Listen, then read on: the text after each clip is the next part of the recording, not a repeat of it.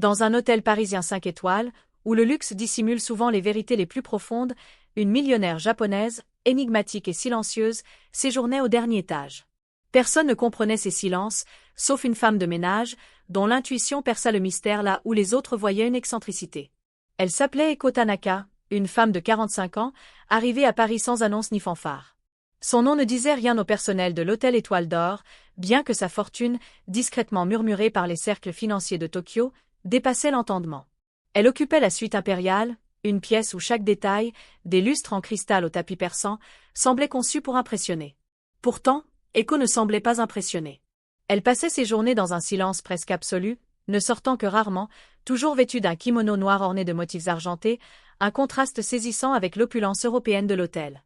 Le personnel, habitué aux caprices des riches, ne prêtait qu'une attention polie à Eko. Les concierges, les serveurs, même le directeur, un homme à l'élégance impeccable nommé Philippe Durand, la considérait comme une cliente excentrique mais peu exigeante. Elle ne commandait que des repas simples, du thé vert, du riz blanc, parfois une soupe miso et laissait des pourboires généreux sans jamais engager la conversation.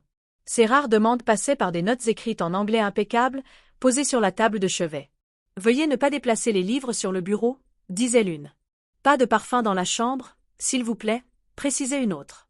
Mais une personne voyait au-delà de cette façade. Marie, la femme de ménage, une femme de 50 ans aux mains abîmées par des années de travail, remarqua des détails que personne d'autre ne voyait. Marie n'avait pas d'éducation formelle au-delà de l'école primaire, mais elle possédait une intuition aiguisée, forgée par une vie d'observation silencieuse. Elle nettoyait la suite d'Eko chaque matin, entrant après que la millionnaire avait quitté la chambre pour sa promenade quotidienne dans les jardins des Tuileries. Dès le premier jour, Marie sentit que quelque chose n'allait pas. Les livres sur le bureau d'Eko, des ouvrages en japonais sur la philosophie zen et la poésie haïku, étaient ouverts à des pages marquées de post-it. Mais ce n'étaient pas les annotations qui retinrent l'attention de Marie.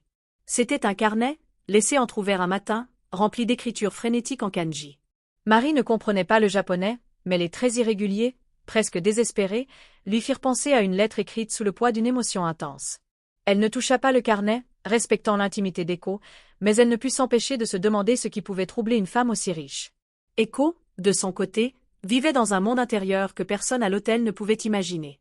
À Tokyo, elle dirigeait une entreprise technologique cotée en bourse, héritée de son père, un pionnier de l'intelligence artificielle. Sa vie était une succession de réunions, de décisions, de pressions. Mais à Paris, elle cherchait autre chose. Elle était venue pour rencontrer quelqu'un, une personne dont elle ne parlait à personne, pas même à ses plus proches collaborateurs. Cette rencontre, prévue dans un café discret du Marais, devait changer sa vie. Pourtant, chaque jour, Eko revenait à l'hôtel sans avoir franchi le pas. Elle s'asseyait à son bureau, écrivait dans son carnet, et laissait les heures s'écouler. Un matin, alors que Marie passait l'aspirateur dans la suite, elle trouva une enveloppe tombée sous le bureau. L'enveloppe, scellée, portait une adresse à Kyoto, écrite en japonais et en français. Marie hésita. Elle savait qu'elle devait la remettre au bureau des objets trouvés, mais quelque chose dans l'écriture, si soignée et pourtant tremblante, la poussa à la poser sur le bureau, bien en vue. Elle ne dit rien à personne, pas même à ses collègues, qui se moquaient parfois des « manies » d'Eko. Ce soir-là, Eko rentra plus tôt que d'habitude. Elle trouva l'enveloppe sur le bureau et s'immobilisa. Elle comprit immédiatement que quelqu'un l'avait déplacée. Ses yeux scrutèrent la pièce, mais rien d'autre n'avait bougé.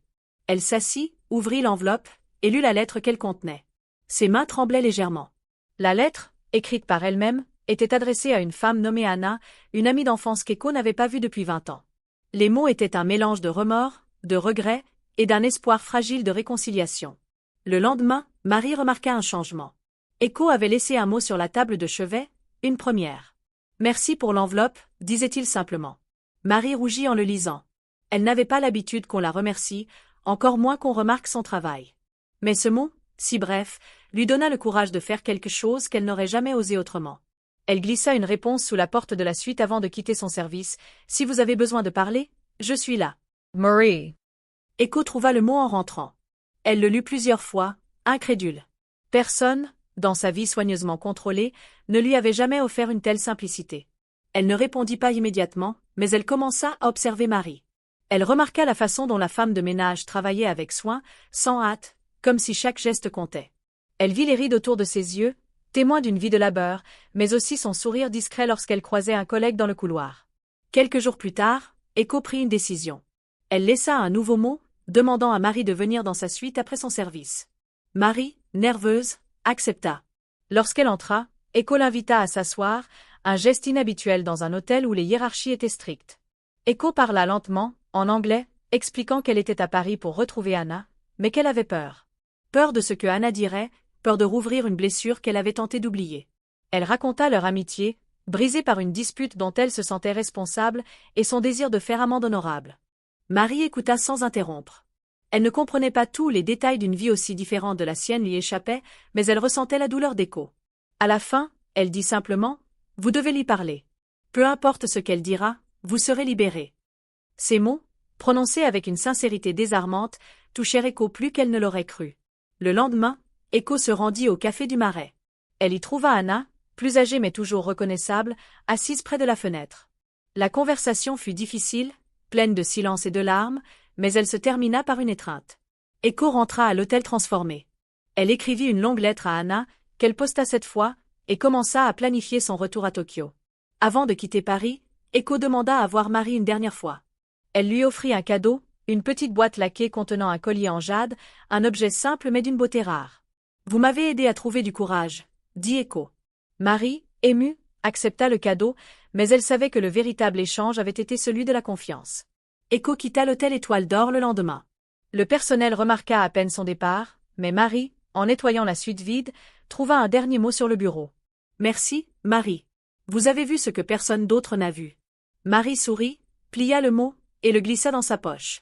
Elle retourna à son travail, invisible aux yeux des autres, mais avec la certitude qu'elle avait changé une vie.